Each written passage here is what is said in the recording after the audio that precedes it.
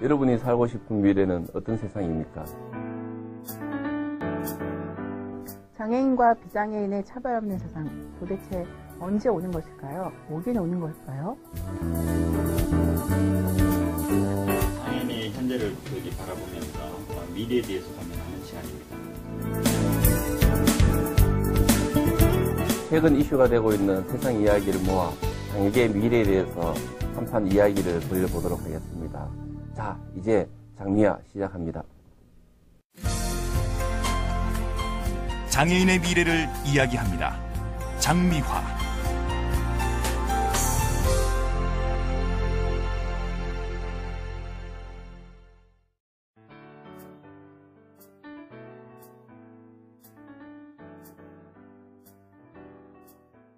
시설이라는 거는 우리 사회 내부 식민지예요. 일종의 국가나 사회의 기반 시설이네요. 말이 안 되는 것을 마치 시설이 민주화하고 개방화하면 해결되는 것처럼 그렇게 이야기하는 거죠. 그리고 이제 이 시설업자들이 진화를 하고 있어요. 네. 저는 최근에 이런 경향들 보면서 굉장히 섬뜩함을 많이 느끼는데 어떻게 진화를 하고 있냐면 도안이 이후에 또 그전에도 마찬가지입니다만 국가인권위원회나 아니면 장애인단체들 이런 사회적 노력 때문에 시설 내부에 대한 모니터링 시스템이 어느 정도 이제 갖춰져 있어요. 그래서 그래서 이제 옛날 같은 노골적인 폭력이라든가 아니면 성폭행이라든가 뭐 아니면 뭐 이렇게 뭐 체벌이라든가 이런 게 많이 줄어들었어요. 왜냐면 이제 내부 제보자들이 이제 막 이렇게 제보를 하기 시작했거든요. 약물로 뭐 다스리는 문제가 아니고요. 예를 들면 성폭행을 하지만 법에 걸리지 않는 매뉴얼, 그 다음에 내부 고발자를 속아내는 방법 이런 게 개발되었고요. 그 다음에 두 번째로는 중증장애인 요양시설로 바꿉니다. 생활시설은. 그러면 사회가 탈시설 또는 반시설을 이야기하면 중증은 어쩌란 말이냐, 중증에 대한 대학이냐, 그럼 네가 키울 거냐 이렇게 해야 되는 거죠. 최근에 또 이 시설들이 이런 식으로 진화를 하고 있는데 제가 좀 주목하고 있는 지점이 있습니다. 그게 뭐냐면 이 시설에 수용되는 수용자들이 대부분 이제 지적 자폐성 장애인들이 이제 많다 보니까 이 사람들을 의학적으로 약물로 통제하는 사례들이 많이 늘어나고 있어요. 옛날에도 의학적인 것은 그 인연이 있었죠. 장애인 시설의 첫 번째로는 전부 다 장애인을 또 놓으면 안 된다 이래가 다 불임, 이런 이제 일들이 있었고, 그 다음에는 뭐 불과 얼마 되지 않은 이야기입니다만은 요새는 이제 약물 실험을 하기가 어려워요. 약을 만들어서 그렇죠. 이걸 판매 허가를 받으려면 인체 실험을 이제 임상 실험을 해야 되니까 그렇죠.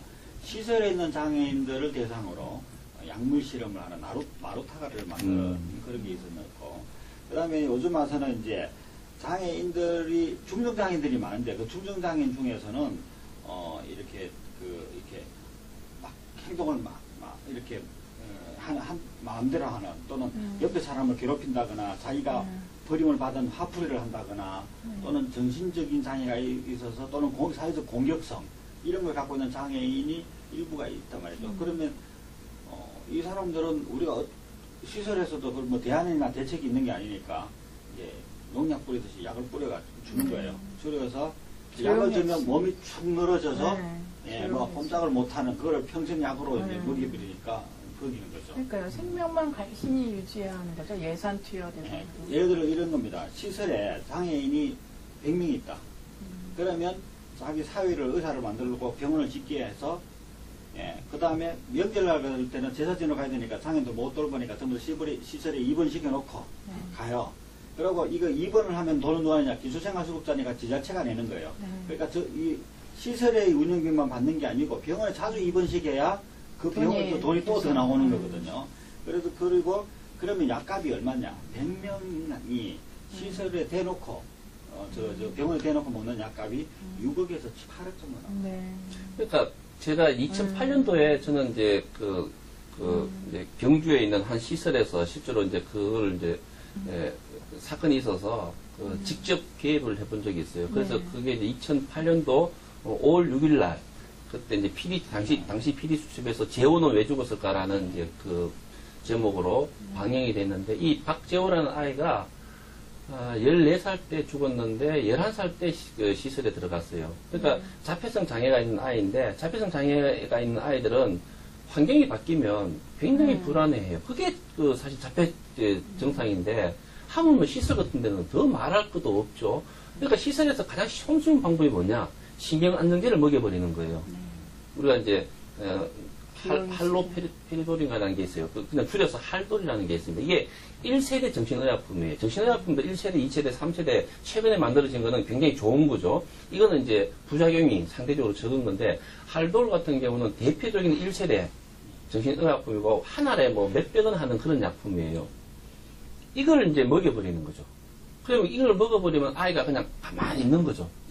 그러니까 그 내부 제보자들의 그 이야기를 들어보면 눈알이 동태 눈알이 되고 자기가 할 수 있는 기능이 다 마비가 돼요. 밥 같은 것도 잘 먹었는데 못 먹죠.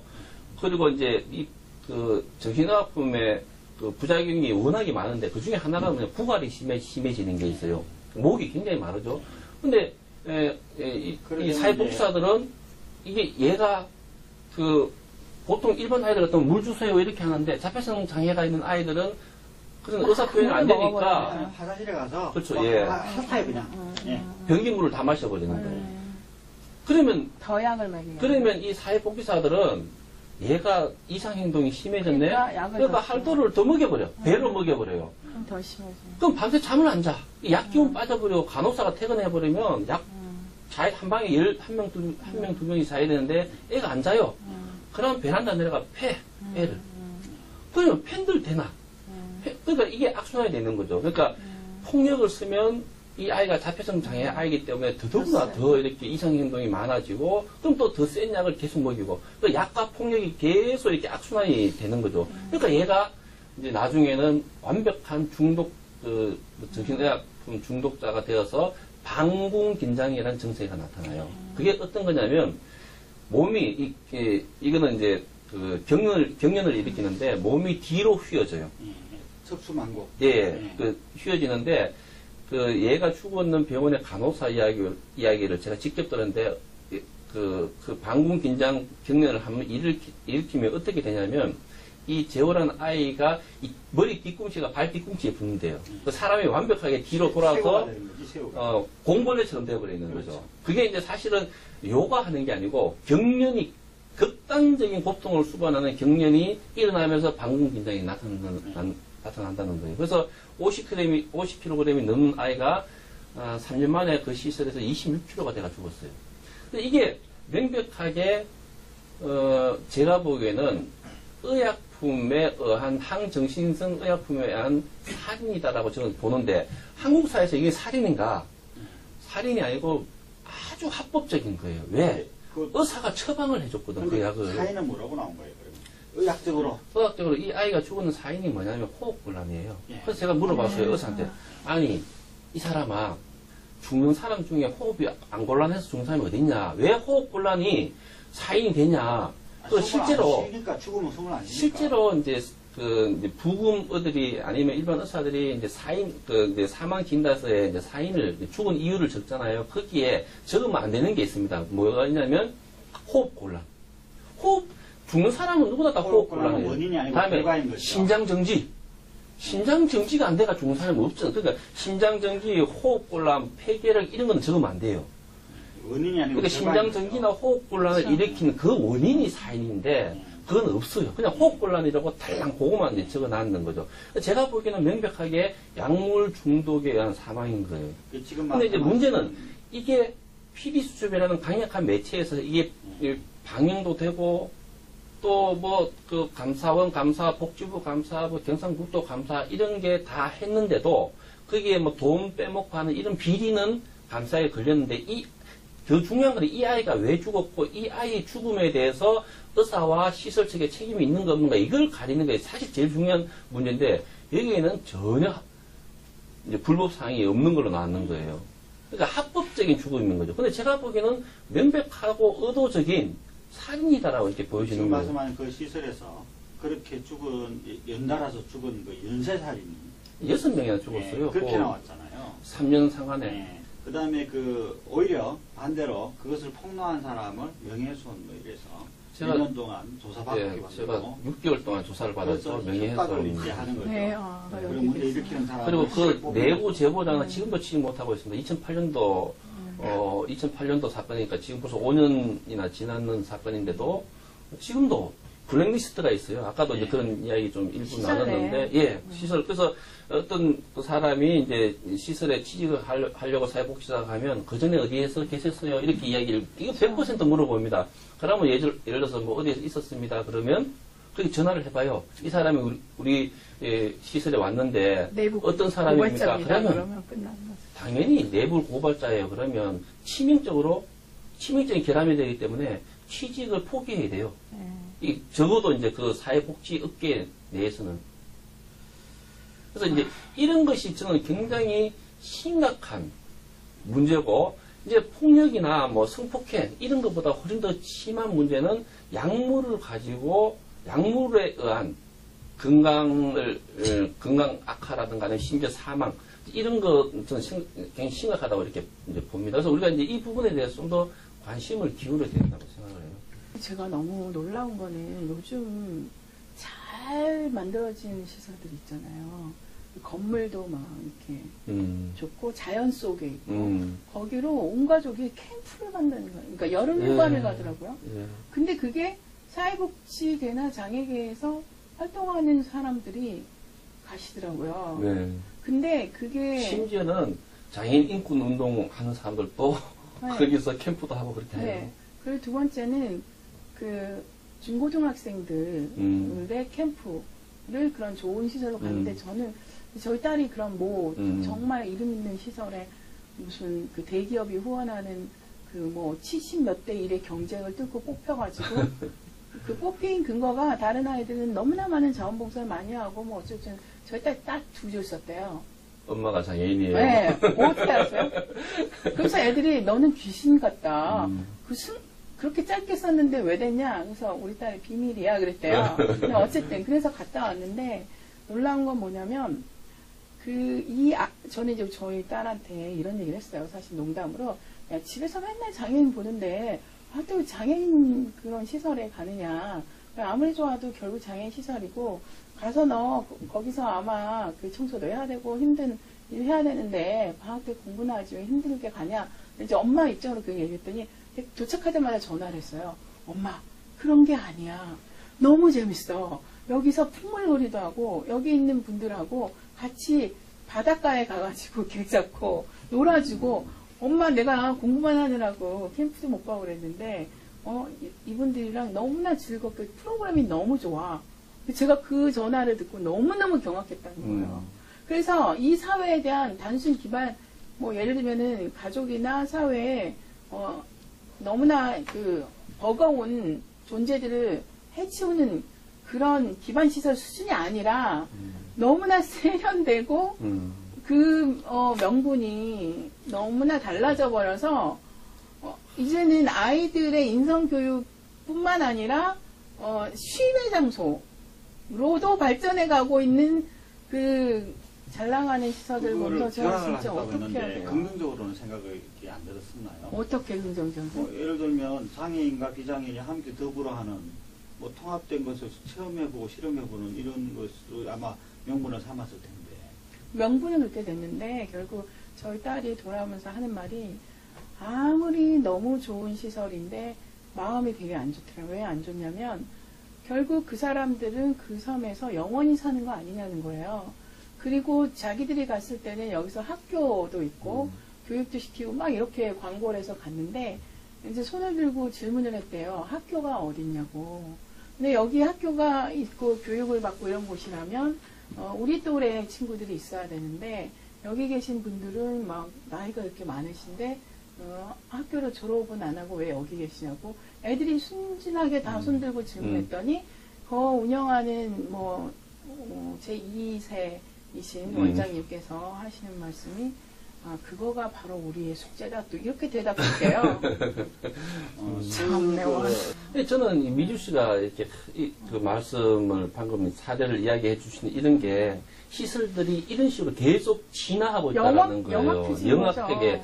그래서 최근에도 제가 최근에도 경북에 있는 어느 시설에서 지금 내부 제보자가 있어서 국가인권위원회하고 같이 개입을 하고 있는 그 사건이 하나 있는데, 이제 아직 이제 공개적으로 밝힐 단계가 아니라서 어디라고 제가 말씀을 드리기는 좀 어렵습니다만은, 예, 비공개로 지금 밝히고 있습니다.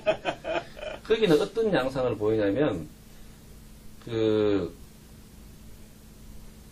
촉탁 의사가 있는데, 촉탁 의사가 이제 보통 정신과 병원의 의사죠. 정신과 의사인데, 이 사람한테 이제 국고로 줘야 되는 돈이 한 200, 하나 정해서 예. 이렇게 명예직처럼 해서 그렇죠. 일주일에 하루 이렇게 수익 둘러보고 가게 만들죠. 오지도 않아요, 보통은. 그래서 한 230, 40만 원을 줘요. 제가 정확한 그 금액은 제가 몰랐는데, 2008년도에는 225만 원이었어요. 근데 지금은 좀 올라서 아마 230, 40만 원 정도 줄지 않을까라고 생각해요. 한 달에 한 번 와도 되고, 뭐 2주에 한 번 와도 되고, 안 와도 또 상관없어요. 왜? 그냥 서류로만 이렇게 남기면 되니까. 이 사람이 월급을 안 받아요. 월급을 안 받는다기보다 이걸 이제 시설에다가 다시 기부하겠다. 기부하는 거죠. 근데 이 돈이 어디 가냐? 원장한테 들어가요.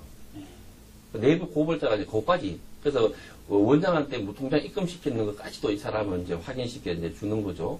무통장으로 이제 그 돈만큼 이제 원장한테 주는 거예요. 착한 회사네요.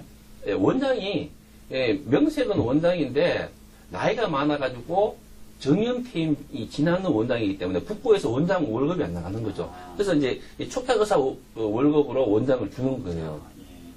그러면 이 시설에서는 그 정신과 촉탁 의사한테 뭘 반대급부를 줘야 될 거잖아요. 뭘 줄 것 같습니까? 입원을 시켜주면 되죠. 그렇죠. 시설에 있는 생활인들을 그 정신병동에다 입원을 시켜주는 거예요. 얼마를 시켜주냐? 한 달에 6명씩 고정적으로. 배가 아파도 정신병동, 안 아파도 정신병동. 무조건. 그러면 정신병동에 가면 국가가 100만 원 정도를 줘요, 한 달에. 대부분 시설에 있는 사람들이 기초생활 수급자이기 때문에 의료보호 대상자잖아요. 그러면 2009년도, 2008년도 그 경주 사건 때는 93만 원이었어요. 정신병동에 있으면 국가가 이제 의료 수가를 주는 게. 지금은 좀 100만 원 가까이 된다고 하더라고요. 그럼 6명을 한 달에 6명씩 보내면 한 달 다 채우면 600만 원이 되고, 한 달을 못 채우더라도 한 4, 500만 원 되는 거죠.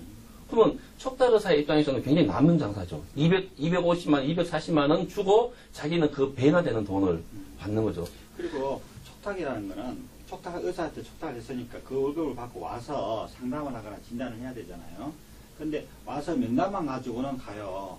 그리고는 상담은 다시 정식으로 다시 의료급여에서 뽑을 수 있게 오게 해갖고 또 다시 돈을 받는 거기 때문에 그렇죠. 이중으로 돈을 받는 거죠. 그리고 일상적으로 거기 있는 그 지적장애인 생활시설이어서 일상적으로 약을 먹어요. 그럼 그 약을 전부 다 이 병원에서 팔아먹는 거죠. 그러니까 병원과 이 시설이 결탁을 해서 거기에 있는 자기 의사 표현 능력이 없는 지적장애인이나 자폐성 장애인들의 신체를 그야말로 뭐처럼 갉아먹는 건가요? 불가사리처럼 갉아먹고 있는 거죠. 그러다 죽으면 끝인 거죠. 그렇죠. 죽어도 이 사람이 이런 어떤 이 못된 그 의학 시스템과 시설 시스템의 결탁에 의해서 이 사람의 목숨이 단축되었다. 제 수명에 죽지를 못했다라는 것은 우리 같은 사람들이 충분히 합리적 의심을 할 수 있지만은 이것이 실제로 이런 사건이 실제로 입증된 사례는 대한민국에서 아직 한 사례도 없다라고 이제 이거 확실한 거죠. 이런 사례가 한 사례가 없었기 때문에. 첫 번째는 우리가 지자체라는 이제 제도를 지금 쓰고 있어서 자기 지역에 있는 주민들한테 쓰기 복지를 해야 되기 때문에 다른데 주민등록이 있는 데 있는 사람은 혜택을 안 준다. 그 명분으로 해서 주민등록을 옮기게 하죠. 그렇게 옮기기만 하면 되는 거를 굳이 뭐 안 된다고 할 필요가 없는 거잖아요. 그러니까 옮기면서 그러면 옮기는데 누구 집에 옮기느냐? 친척이 없단 말이죠. 그럼 원장 집으로 옮겨요. 그럼 원장이 거기에다가 좀 더 요구를 하죠. 내가 이게 돌봐야 되고 하니까 내가 법적 보호자다. 원장은 이제 법적 보호자가 되고 거기다가 좀 더 심하게 나가면 실제로 부모한테 친족 포기를 시켜요. 그러면 누구 자식이 되느냐? 원장 자식이 되는 거예요. 그러니까 자기가 시설에 있는 사람한테 약을 준 게 아니고 자기가 보호자겠다.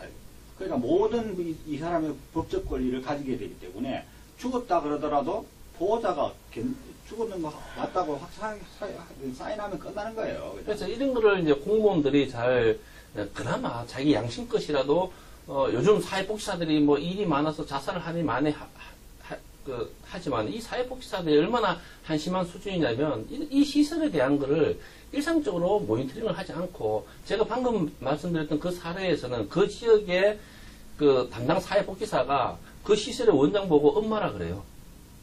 공무원이. 그 시설에 지도 점검이나 이러 오면 어머니 어디 계세요? 엄마라고 불러요.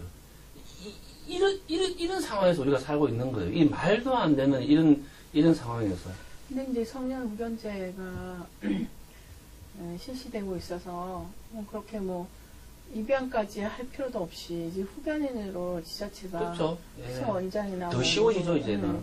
지정을 해놔버리면 뭐 법적 권한이 너무나 당당하게 옛날에는 이제 시설에 있는 그 장애인들의 통장을 몰래 하고 막 이랬지만 이제는 권한을 갖고 관리하게 되는 시대가 오는 거죠. 이것이 점점 이런 방식을 통해서 우리 한국 사회의 구성적 일부가 되어버렸기 때문에 이거를 어떻게 떼어내는 부분이 굉장히 어려운 지경에 와 있다. 계속 시설화가 되고 있는 거죠. 탈시설은 뭐 고사하고 시설이 점점점 확대되고 강화되고 있는 게 지금 현실인 거죠. 저는 이 사회복지사라는 전문가들, 이 기술자들을 양성을 해서 오히려 이런 것들을 더 촉진시켰다라고 그렇죠. 저는 생각을 합니다.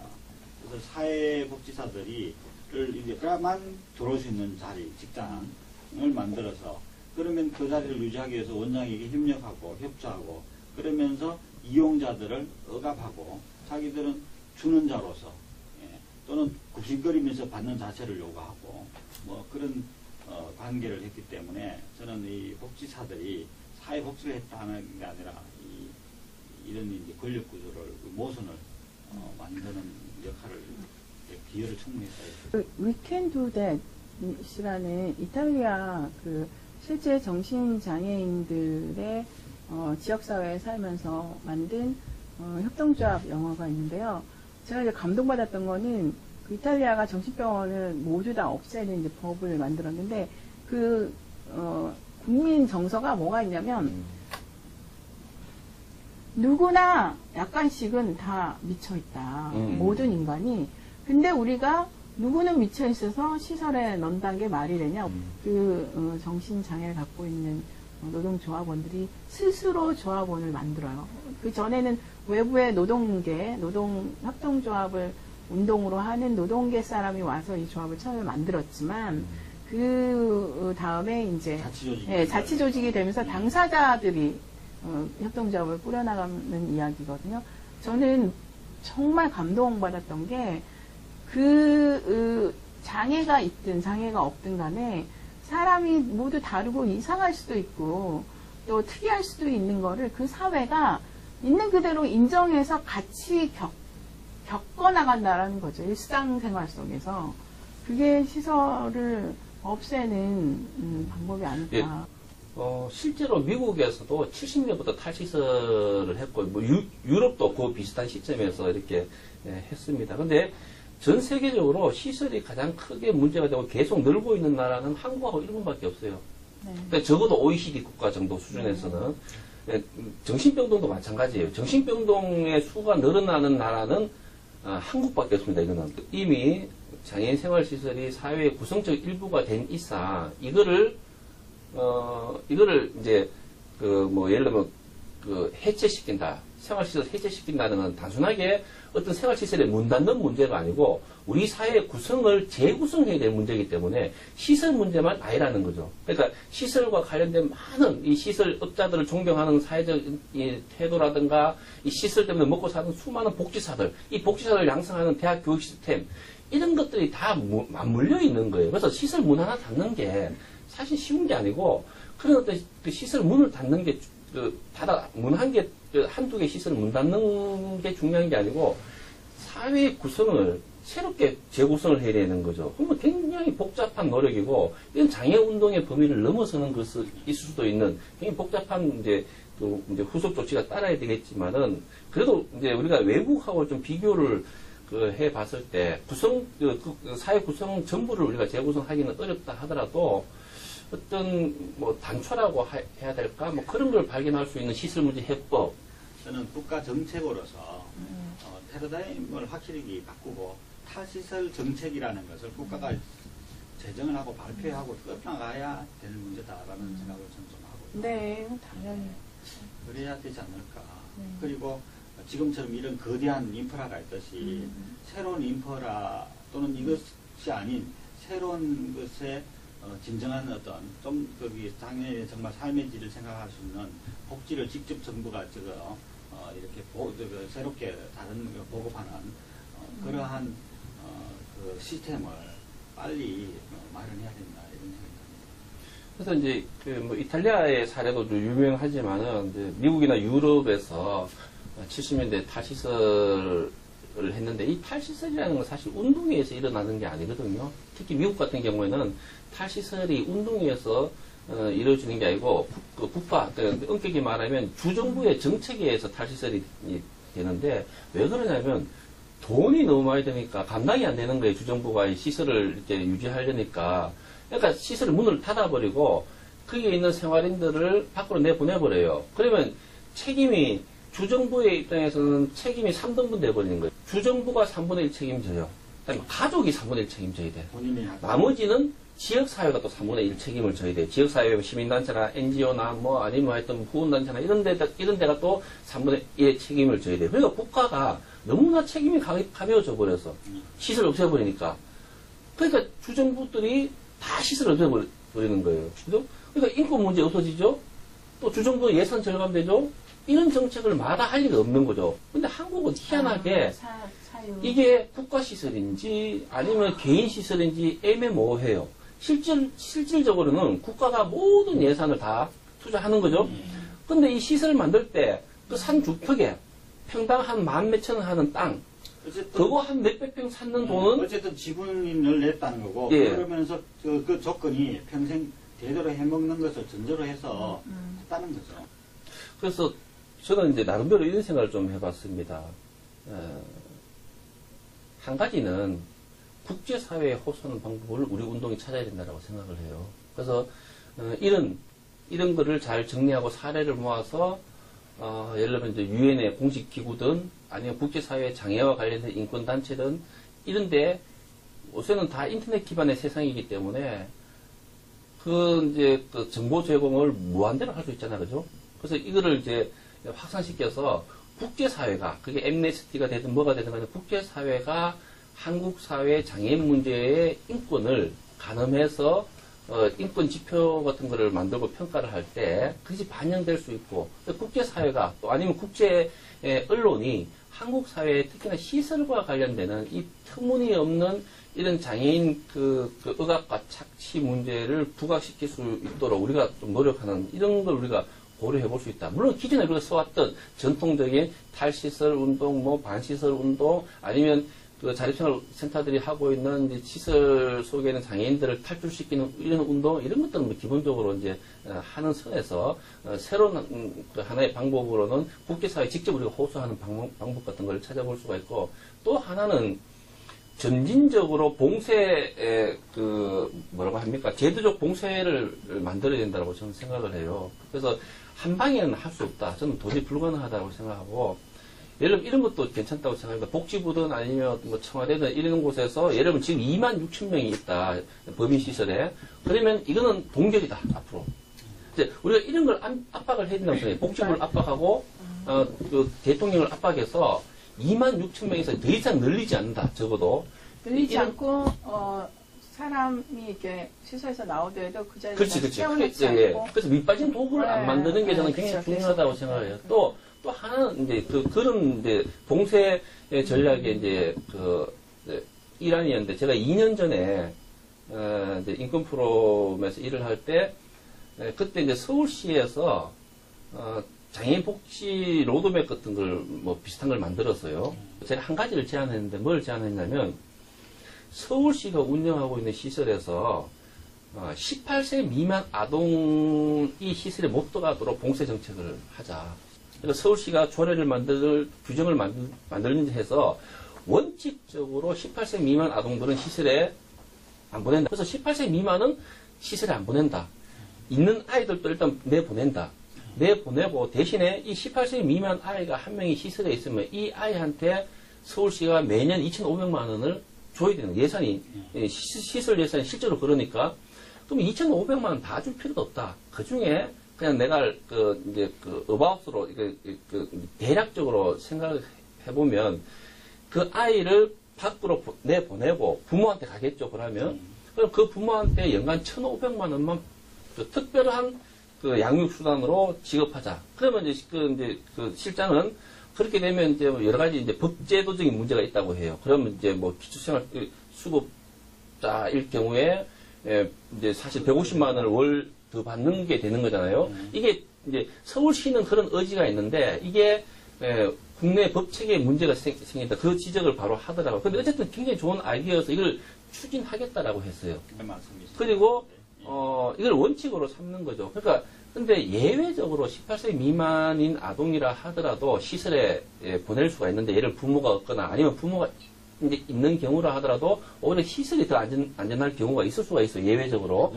근데 만약에 이런 제도가 서울시에서 채택이 되면 몇 년 상간에 전국에 있는 16개 시도에서 사실은 다 확산될 그런 가능성이 굉장히 높거든요. 서울시에서 시행을 했을 때. 이런 방식으로 봉쇄, 시설과 관련한 어떤 봉쇄 정책, 차단막들을 하나, 둘 만들어 가는 것이 저는 어떤 그나마 가능한 접근법이 아닐까라고 좀 생각을 좀 하고 있습니다, 요즘.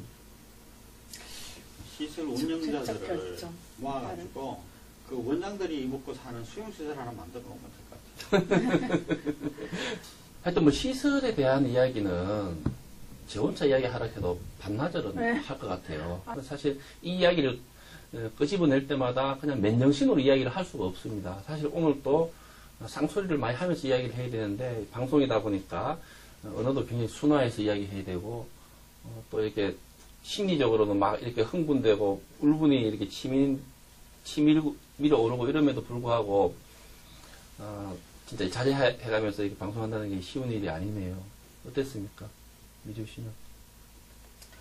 저는 우리가 앞으로 장애인 운동을 이 코스를 좀 명확하게 해서 집중해야 될 필요가 있다 이런 생각을 좀 했고요. 시설을 두고 장애운동 하는 게 사실 수치죠. 우리 이제 운동 내부로 보더라도. 네, 그렇지만 저희 세대가 나름대로 장애인 이 활동에 인권 운동 안에 10년, 20년, 많게는 30년 있는 분들도 계신데 우리도 이제 나이 들어와서 말년을 어디다가 에너지를 투입하고 이 지구를 떠날까 생각하면 한국 장애 인권 지금 역사적인 시점에서는 탈시설 그리고 인권으로 전환시켜 나가고 이런 쪽으로 좀 포커스를 맞추는 노력을 그런 이야기를 좀 많이 해야 될 거나 되지 않았어요? 네. 좀 착잡하죠. 이야기 하다 보니까. 그렇네요.